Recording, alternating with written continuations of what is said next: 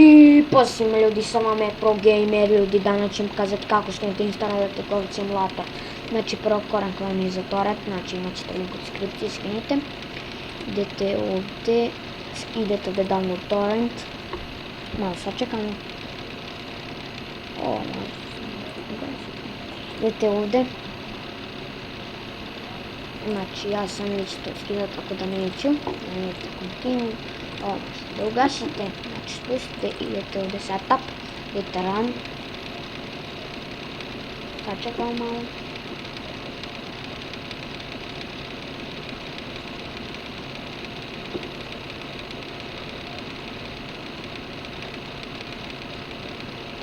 Idemo yes. Idemo English. No, možemo pustiti.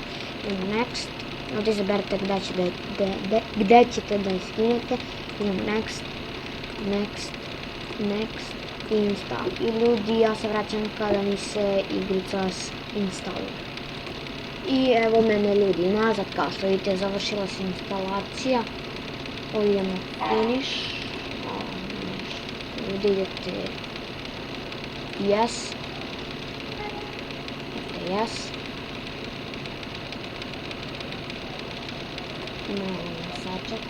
Ja ću ovdje isto stopirati snimak da ne bi vi čekali. I evo ga ljudi, kao što vidite, ovo možemo da izbrišemo. Ovako. I kao što vidite ljudi, evo je igrica. Ljudi, to je bilo to što se tiče ovog klipa. Nadam se da vam se video. Ako vam se video, bacite likes, share, subscribe i mi se vidimo u sljedećem klipu. Pozdrav!